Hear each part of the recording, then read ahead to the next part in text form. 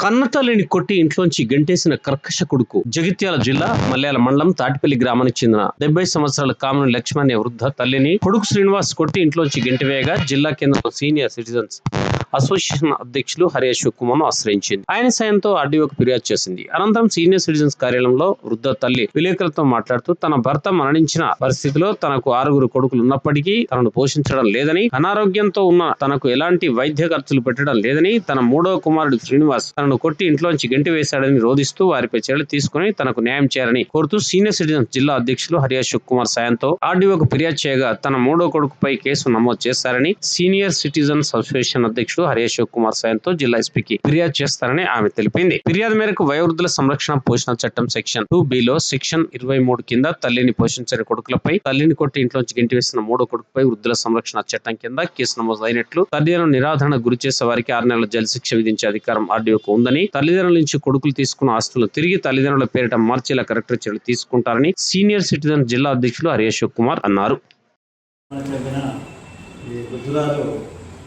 మన గోడుగోడున విలపిస్తూ వచ్చేది మా సీనియర్ సిటిజన్ అసోసియేషన్.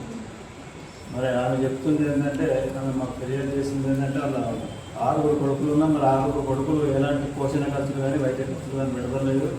ఏమి వీళ్ళ భర్త సంపాదించిన సాధారణంగా స్వార్జిత ఆస్తి అయిన ఆ 9.5 గుంటలలో ఇల్లు కూడా కట్టుకున్నారు.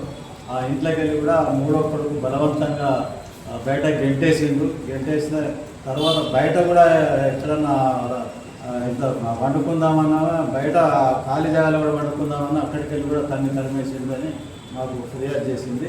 మరి ఈ విషయంలో మేము గౌరవ ఆర్డీఓ గారికి కూడా మరి పిటిషన్ ఇస్తున్నాం.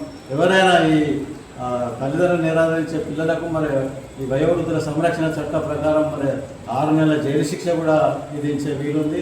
అట్లాగే వారు స్వాధీనం చేసుకున్న ఆస్తులను కూడా గౌరవ జిల్లా కలెక్టర్ గారు మరి తిరిగి వారి పేరిట మార్పు చేసే ఈ చట్టంలో కూడా ఉంది.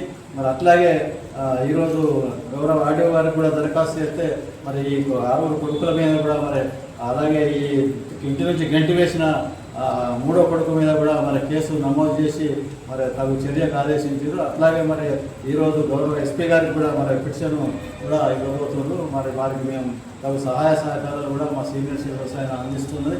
వారికి తగు న్యాయం చేయాలి. మరి ఇటువంటి తల్లులు బలవంతంగా ఇంట్లో గంటి వేసుడు, మరి కన్న తల్లిని కర్కశంగా ఈ కొడుకులు ఎలాంటి కూడు పెట్టకపోవడం, తిండి పెట్టకపోవడం, మరి ఇది చాలా దారుణమైన విషయం.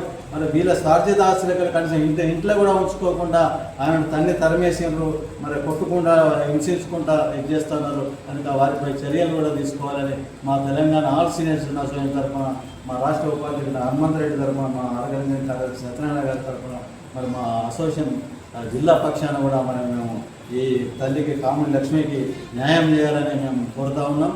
మరి వేరే వారికి వెంటనే స్పందించి మరి గౌరవ ఆర్డీఓ గారు కూడా మరి వెంటనే కేసు కూడా నమోదు చేసినారు కనుక మరి వారి మీద తగు చర్యలు తీసుకోవాలని మేము కోరుతాం. నా పేరు కామిని లక్ష్మి. నాకు 6 కొడుకులు. ఒక కొడుకు నన్ను ఇంట్లోకి వెళ్ళగొట్టింది. శ్రీనివాస్, కామిని శ్రీనివాస్ 3వ కొడుకు.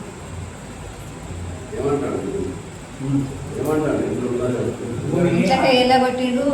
బువ్వ పెట్టమంటే బువ్వ పెడతలేడు, ఏం కొడతలేడు, ఏం లేదు. ఇప్పుడు 6 ఏళ్ళ జాగంతా ఒక్కడే మంచిగా కబుర్లు చేసుకుంటాడు. నాకు కడవ కొడుకు నాతో వెళ్ళి పెట్టుకుంటాను. మరి నా సంగతి ఏంటి అంటాను. మరి ఇప్పుడు నాకు కాల్ చేసి చేయడు. నాకు నా కొడుకులు ఏ కొడుకు పెడతలేడు, అన్నమ్మ వాళ్ళు పెడతలేరు. నాకు నెలకు ఇంత పైసలు ఇయ్యాలి మీరే.